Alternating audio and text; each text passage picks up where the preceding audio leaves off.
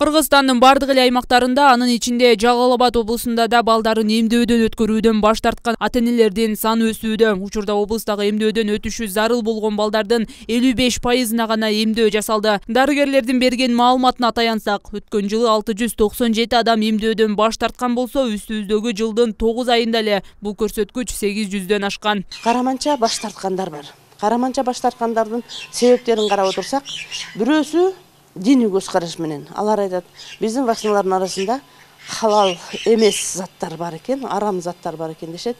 Бирок алардын айтканына мен эмне деп айткым келет? Биздин вакциналардын арасында андай арам заттар жок.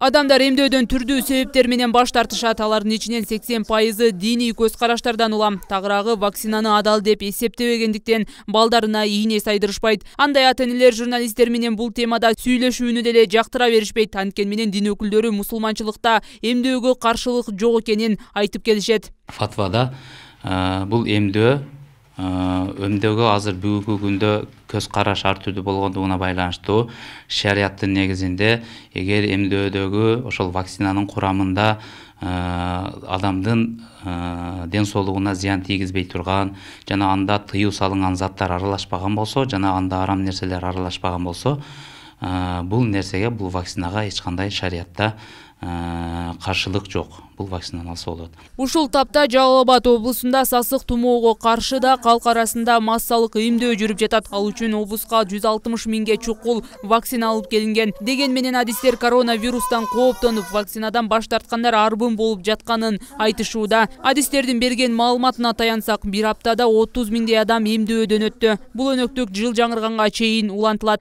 Быйыл 810 эмдөөдөн баш тарткандар ошондо 113кө көбөйүп атат.